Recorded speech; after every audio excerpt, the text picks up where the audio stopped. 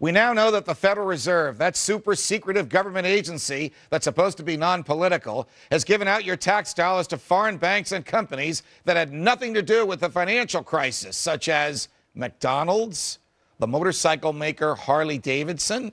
It's also now handing out hundreds of billions more of our money, threatening to make the United States more like a banana republic. Our next guest, Denver Post columnist and Reason Magazine contributor David Harsanyi, says there's only one way to stop this monster: politicize the Fed. David, welcome to Freedom Watch. What do you mean when you say politicize the Fed? These people are already political appointees nominated by the president, confirmed by the Senate.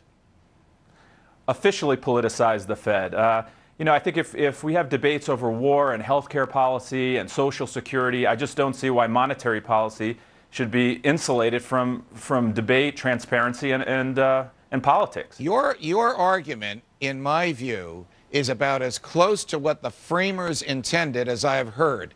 It's a courageous argument. It shouldn't be called novel because, as you know, in the Constitution, it says, Congress shall coin money and set the value thereof. Congress, not a private bank, Congress. And yet, inexplicably, in the progressive era, about as progressive as a disease is progressive, the Congress ceded away that authority to this private bank. So question, do you want that power back in the Congress so the people we elect can openly debate and represent us on the value of money? Or do you just want more disinfectant, more light shed on the Fed?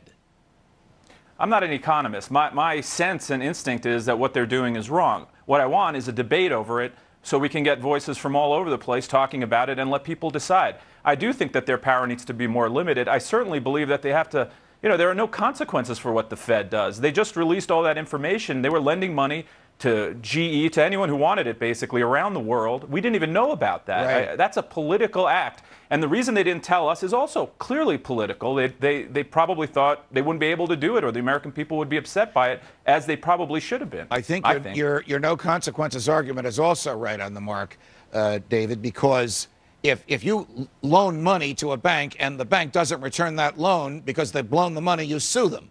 But if the Federal Reserve floods the market with cash and everything we own goes down in dollars, the law doesn't let us sue the Federal Reserve. Would you support the type of audit that Congressman Ron Paul wanted, not just a sort of soft audit where they periodically reveal to whom they're giving money, but a real serious audit where Ben Bernanke has to show up at the House of Representatives' door with all of his ledger sheets in hand and the House's accountants can go through it?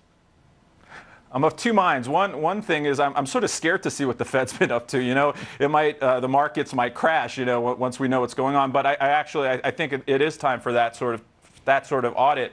It's clear that government should be transparent. The Fed has tremendous power, and the American people need to know what they've been up to, for sure.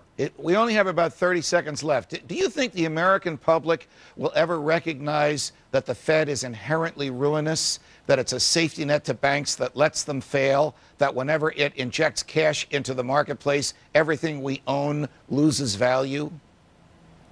I think they're feeling it more. It is complicated stuff, and most people probably don't pay enough attention to it. But because of what's been going on for the last 2 years, and actually more, but the economic downturn, I think Americans are more interested in these things, and I think there'll be growing voices to do things like audit the Fed and think about quantitative easing and other issues like that, for sure. They love those fancy phrases that everybody has difficulty defining. David Harsanyi, it's a pleasure. Thanks for joining us.